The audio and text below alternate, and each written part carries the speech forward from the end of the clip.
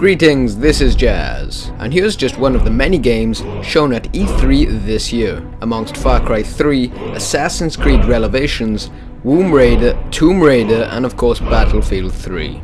So here we're looking at, indeed, The Elder Scrolls Skyrim, which happens to be set 200 years after the events of Oblivion, but as far as we know the storyline isn't connected. But what we do know is that you play as the last Dragonborn, the fourth Dragon Lord who is tasked with taking down the almighty dragon, Alduin, or Akatosh in Imperial terms. And this enemy is actually more of a god trapped in the mortal world, who believes killing everyone will bring back his immortality. So basically a right nutjob. And also combine that with Civil War outbreak, and we got the setting that we wanted. I can't get over the draw distance here. Todd Howard, executive producer, describes that, you know, if you're in a house, staring at a fork, and you see a mounting through the window, go ahead and climb up it, and look back at the house. And you know, it hasn't gone anywhere, it's still there. Now that horse doesn't have any armor right now. It doesn't. Insert all the jokes you want. We'll sell it later for exorbitant sums.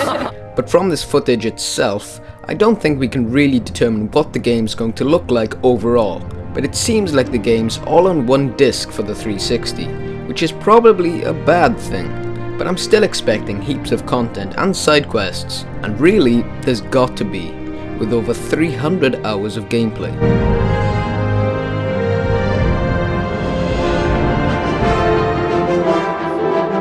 So 5 massive cities, over 150 dungeons, cold, snowy and lush environments. Cities include Solitude, one of Skyrim's main harbours, fishing salted cod off to Anvil. And we've been told that there will be a light touch in which the player can actually participate in economy and even damage and sabotage, which is probably going to benefit the player, because my view is that you can buy heaps of iron and then say blow up the blacksmith's forge and in turn, iron will go up in price. And we've also got the second highest point in Tamriel, and we may even get to see some traditional Dunmer architecture of Morrowind, and variants of Cloud Ruler Temple in Oblivion. It seems Bethesda are going all out.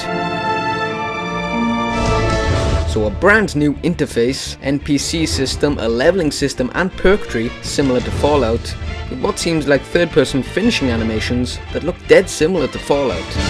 But as you're seeing now, I've got to say this combat shown here does look pretty damn good, as do the spells involved in this game, netting over 85 actual spell types, which can be combined to make a more powerful spell. Bethesda say it's all inspired from Bioshock 2, and with that, yes, there's dual wielding, which is the way I'll be going, and I guess I'll just throw out a few more facts. 10 races. Factions include the Fighters, Thieves and Mages Guild, and even the return of the Dark Brotherhood. We don't know anything about an arena yet, but I put money on that being implemented. Very quick, there will be companions, over 70 voice actors, with aid from Hollywood actors. You can buy houses, there will be children in this game, and the combat is actually going to be a lot more challenging. You'll have to be initiated at the correct time, and bows can actually be used in melee to hit an enemy, but no more backpedaling in which you can keep running backwards and taking care of enemies that way. And some of the most important features to the game is the radiant story and AI. The world doesn't revolve around you. You'll see people going about their daily lives. I'm not saying you'll see them doing everything you could possibly imagine. You're not going to see people urinating on trees, I don't think, but it makes the world seem a lot more realistic. The Radiant story prevents quest failure. For example, you accidentally attack a shopkeeper, and so his brother-in-law might give you a quest update, but may come to later challenge you to a duel. So you know, as you can imagine, no restrictions. If that guy looks at you funny, go ahead and cleave his head, as well as any bystanders or witnesses, as guards will no longer chase you 200 miles just for stealing a fork. Not every guard in the game universally holds a walkie-talkie. Stop right there, criminal scum! Nobody breaks the law on my watch! So I'm going to wrap this up and personally come out top and say this is my favourite game of E3. I'm not saying it had the most ultimate presentation compared to any other game, but I know for a fact it's my game of the year. So if there are any fans out there, please let me know, let us all know, what kind of playstyle you are going to use in Skyrim. Are you going to be a Nord, Viking type, or an elf? Will you be taking up 2 swords like I?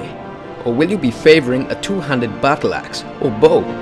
Please do leave your comments below, and any questions you have, ask away. And what I also want to make clear, the amount of content I'll be uploading nearing and during release is going to be ridiculous.